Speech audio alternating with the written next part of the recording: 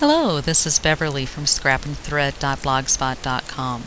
Today this tutorial is to show how to take a purchased canvas and turn it into a Shadowbox or reverse canvas layout, and I am going to show you how to do it from start to finish. There's lots of different ways to do things. This is just how I figured out how to do it. Because I was using a 3.5-inch square photograph as my feature photo, I used an 8 by 8-inch square canvas that I purchased at Michael's. Because this will be hanging up with the other canvas, I want it to be consistent on the sides. So I'm going to paint it with some old paint. I don't know if they still make it, but it's from Making Memories. It's called Shopping Bag, and it's an acrylic paint. But you can really use probably any kind of paint that you want, acrylic paint on your canvas. Or you don't even have to paint it. Mine's going to be hanging up in a hallway that people walk down, and so they'll see it from the side. And I just didn't want the stark whiteness on there. But you could cover the edges with paper or ribbon. Burlap would be interesting, linen. And as I said, you could certainly leave it plain. You could ink up the edges if you wanted to, just whatever you like. I like the look of the solid paint, so once the canvas is completed, it'll be a little bit busy looking, so having some solid on the edges I thought was fine. But really, from looking at it from straight on, you won't even see the sides, so it's not really an issue if you don't want to do this step. Now, I did only paint the outside edges. You could paint the inside of the canvas there where you see the wood. I like to cover the inside with paper, so I didn't paint that part. So the next step for me is to figure out what colors are going to go with my photographs, and that's a Christmas picture from 1968. And so I will kind of audition all of my papers first. These are double-sided papers from the Close to My Heart set called Florentine, and I think they're really beautiful for vintage type layout. They obviously coordinate very well with each other, and so I used them on my summer layout from that same time period, and I'll be using some of the reverse sides for this particular layout. Now that the canvas is dry, I can audition my other papers to see what I like the best. The bottom layer is a frame that I cut out with the Art Philosophy Cricut cartridge, and it was a 12 by 12 inch piece of paper. It's now 11 inches. And I need to figure out which paper first I want to use for the frame that covers the stapled part of the canvas.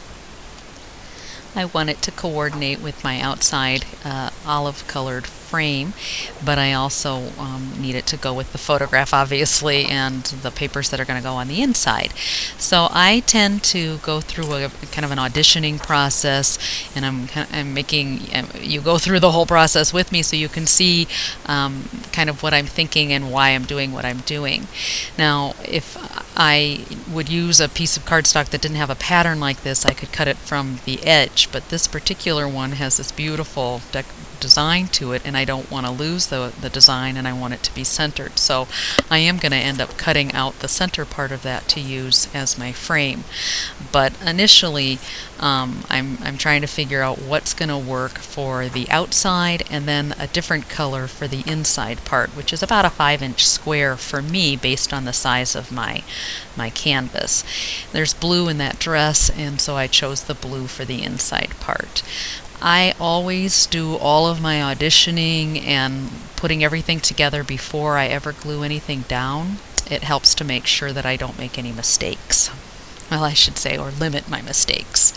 So here I've cut out an 8-inch square from the center of that paper, the Florentine paper, and now I need to figure out how big my frame is going to be so that I can save that center part, because I don't need it and I don't want to have it.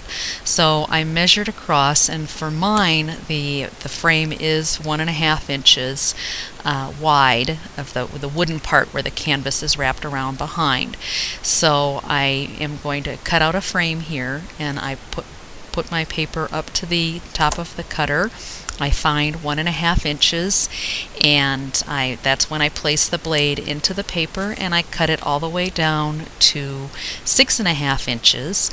So that gives me a 1.5 inch frame on each side, and then I do this 4 times as I turn the paper around, and it'll cut out that center section.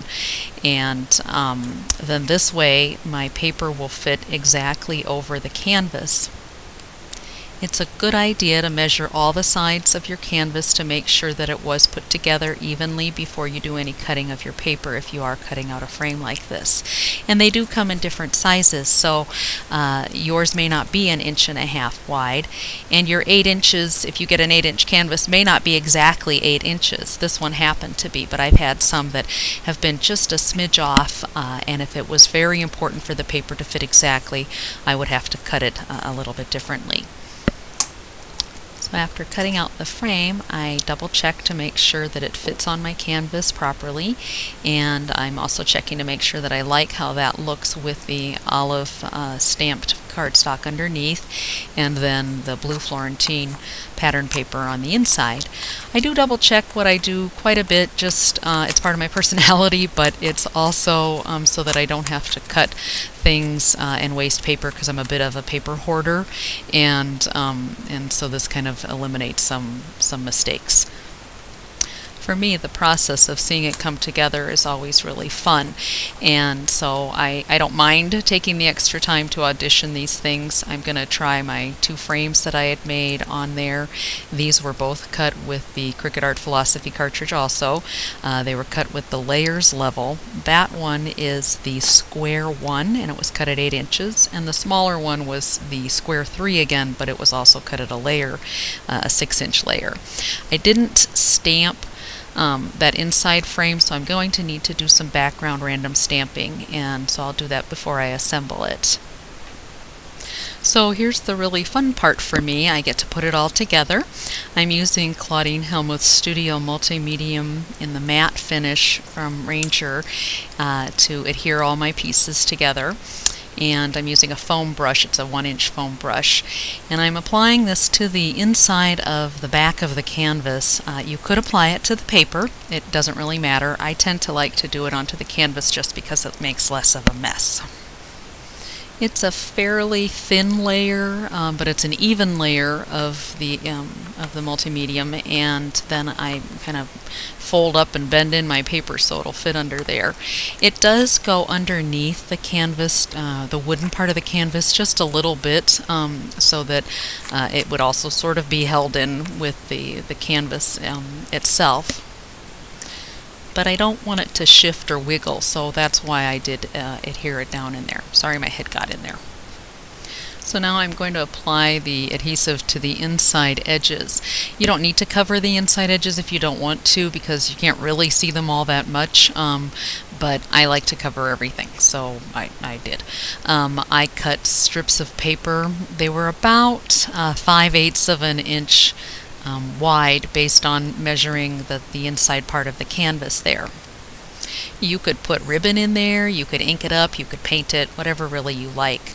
So this is that double-sided paper again that I'm sliding into there, and you could use either side. On this paper, one part of it, there's strips, so on one part of it it looks sort of like a lacy pattern, and on another strip it had kind of a scallop pattern to it. And I did think about using one of those to have it show out, but then I decided just for consistency I'd go ahead and use the blue pattern side. But you know, you do what you like. There's really no right or wrong to any of this, so whatever works for you and you're happy with. One of the great things about this multi-medium is that it doesn't take very long to dry, but it does give you a little bit of time to kind of adjust things in case you put it down and you need to wiggle it a bit. And that's one of the reasons why I use this rather than like a tape runner. I seem to do better if I have a little bit of extra time with a wet glue. So now I'm going to put on that first patterned paper frame. The edges stuck out just a little bit in the corners, so I did use my corner rounder to cut that off. It wouldn't have been, the end of the world if the head stuck out. I liked a more finished look. So after doing that, then I'm going to adhere more of the adhesive, and I'm going to speed this part of the video up so you don't have to watch this all in real time, to just save you a little bit of time here. It's really fun to see how these projects come together as you're gluing them all in place. And I think this is really pretty the way it looks. You could stop right then if you wanted to make a sweet little shadow box just like that. I did use a brayer to make sure that all the air bubbles were out and to really smooth down that paper. It is a cardstock weight pattern paper, so it's a pretty sturdy paper. If you're using a very thin paper, you probably need to be just a little bit more gentle than I was with that. On that inside frame, I did put the multimedium all over the back of it, even though I knew that part of it would not have anything to stick to. There would be open space behind it. But it was easier than to try to figure out exactly what the border levels were. It will dry and it won't be sticky once it's dry, so it's not going to be a problem at all. One of the fun things about these shadow boxes is that you could put memorabilia in there instead of a photograph or along with your photograph if you have some small pieces, and really highlight some of the things that are special about that picture or that time frame that you're trying to memorialize. So on that last piece of cardstock that's going underneath the whole thing, I hadn't stamped the inside part because it was going to be covered. So, I just saved myself a little bit of time there. But this is now needing to be all smoothed out. It will take a little bit of time to dry, so I'll set it aside. Okay, so now I got out my first canvas so I could kind of refresh my memory about what kinds of frames I used in journaling and embellishments, so that my two canvases are going to be somewhat consistent and coordinate with each other as they hang up side by side. And then on the back I stuck in, it's a 6-inch flip flap, and that's where all my journaling is going to go. I decided to put the journaling all on the back of that one canvas rather than on both. So I matted my little 3.5-inch square photo with black cardstock, and now I'm just looking at lots of different kinds of embellishments that I could use. And the reason why I'm showing you all of this is because these are the things that I pulled out to decide what I wanted to use once I was putting it together. And until I have the basics down and figured out, I don't really know which kinds of embellishments I'm going to want to use the most. So I do pull out lots of different things. I have those happen to be Prima products. The ones before that were close to my heart. I have some different kinds of ribbons. Anyway, so I just kind of bring out a slew of things and decide once I start kind of trying them out and what looks best to me when I'm working with them. Some of these embellishments I pulled out to look at because they were included on the other canvas, and some of them it was because they were things I just happened to like. So now I have the journaling done. I put it into the back flap. There's 2 pages. They're double-sided, and I have little pull-out tags that you can see from the front, and then they're numbered on there so people know what order to read them in, because they're not placed into the pocket in order. And I don't have any pictures from that time period except for these, and so I wanted to be able to make sure that all the information that I thought was important or memories of that time was recorded, and so that's why it's quite lengthy. And I hope that my mom and my sisters enjoy reading that, and one day maybe my children will. Okay, so now I'm all finished. I put it all together. I chose the embellishments that I want to use. I chose a poker chip to go underneath that little chicken because of a game that my family used to play at my grandma's house, and they had a cookie jar, so that meant something to me. Anyways, most of the embellishments are either from close to my heart or Prima. That little cute bird up in the corner, though, is from Webster's Pages. I stuck the command strips on the back from 3M to get it to hang on the wall. And then I wanted to show you this was the leftover paper that I had used, and I'd cut out those frames. So those will make great scrapbook pages that I can use, and they're still intact. So here the two canvas shadow boxes are together. They are different, but they coordinate, I think, fairly well because of some of the like components.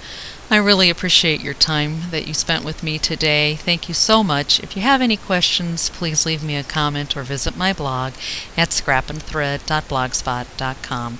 Have a great day. Take care.